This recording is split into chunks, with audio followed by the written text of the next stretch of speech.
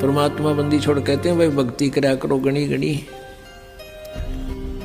और ये समय ये दाव फिर नहीं लगेगा। मनुष्य जीवन की प्राप्ति ऊपर से वो सही भक्ति मंत्र भक्ति की साधना प्राप्त होना, ये एक दाव लग गया आपका। और पाछे फिर पछताओगे जब चला चली हो जाए, मरते नौकेंगे ठाओ ठाओ चलो। परमपिता परमात्मा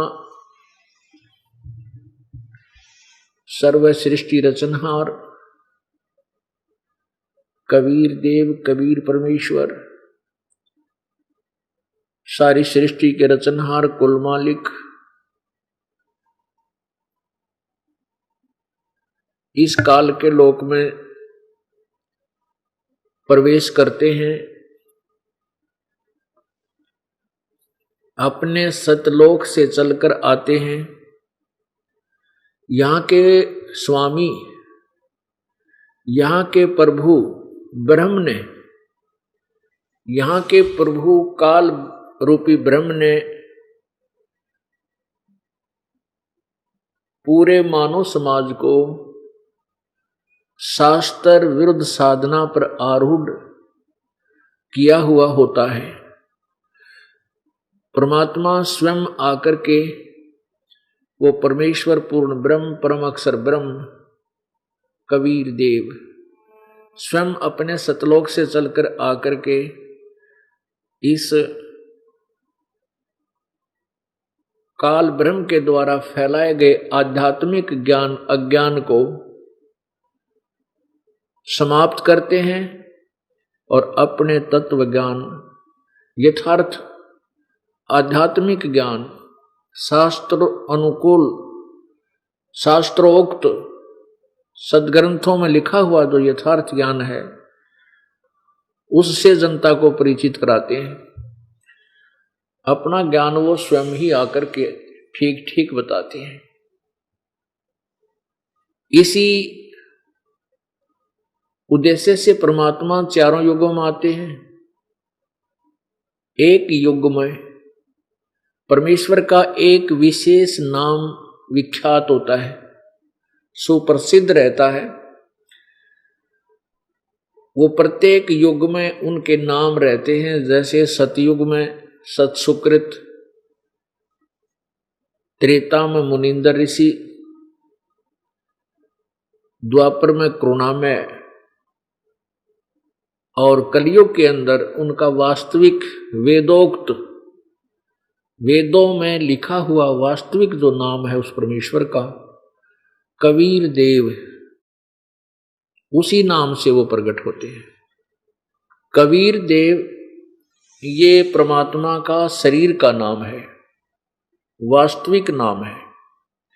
जैसे देश के प्रधानमंत्री जी का शरीर का नाम तो कुछ अन्य होता है और प्रधानमंत्री प्राइम मिनिस्टर ये भाषा भिन्न उनकी पदवी के नाम है। इसी प्रकार परमात्मा प्रभु स्वामी ब्रह्म ये तो उपमात्मक नाम है। जैसे परम अक्षर ब्रह्म सत्य पुरुष ये परमात्मा के उपमात्मक नाम है, उपाधि के नाम है। और उनका वास्तविक नाम जो है वो कबीर देव है, जो वेदों में कबीर देव।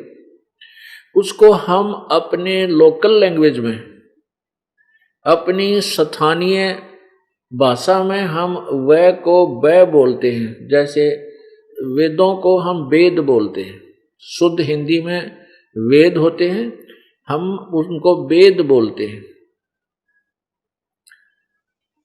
इसी प्रकार हम वै को बै बोल करके वेदों में कबीर देव, कबीर अग्नि, कबीर अमितोजा, कबीर अंगारी, कबीर बम्भारी आदि जो नाम है ये उनका वास्तविक नाम है पूर्ण परमात्मा का, पूर्ण ब्रह्म का, परम अक्षर ब्रह्म का। तो हम उसको कबीर देव बोलने लगे।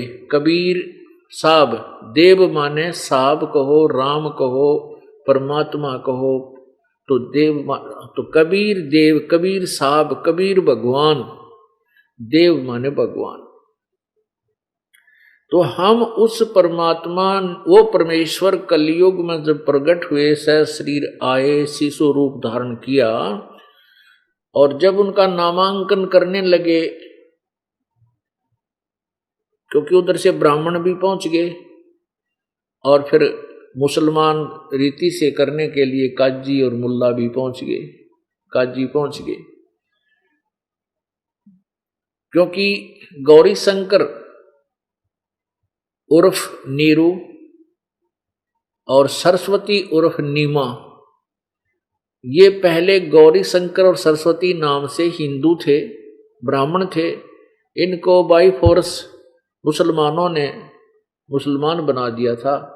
तो फिर भी ये दोगले से चल रहे थे, हिंदू ब्राह्मणों से भी लिंक रखते थे, जो स्वार्थी से थे, पैसे के लालच में। तो ये जो गुरु लोग होते ना, कुछ नहीं देखते, ना जाति देखते, ना मजहब देखते, और जब इनका स्वार्थ पूर्ति हो जाए फिर ये 36 जो है ना नखरे करते हैं, ये मुसलमान है, ये फलाना है, ये छोटी जाति का है।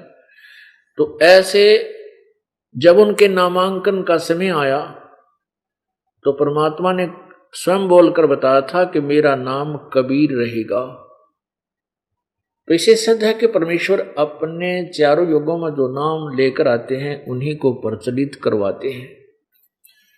जबकि मुल्ला लोग इसको नहीं रखना चाहते थे, काजी लोग नहीं रखना चाहते थे कबीर नाम, क्योंकि अरबी भाषा में कबीर का अर्थ बड़ा होता है।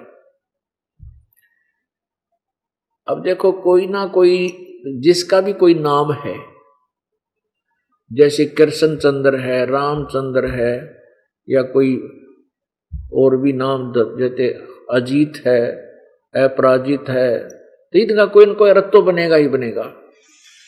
तो ऐसे ही कबीर देव ये परमात्मा का वास्तविक नाम है। कबीर अग्नि, कबीर अमितोजा, तो ये परमेश्वर का वास्तविक नाम है। अग्नि माने भी परमेश्वर, कबीर अग्नि, कबीर मितोजा में अमितोजा, जिसकी शक्ति का कोई वार पार ना हो, अमित तोजा, तो वो कबीर है। तो पुण्यात्मा परमेश्वर चारों युगों में आते हैं और अपने सत्य ज्ञान को प्रचार करते हैं।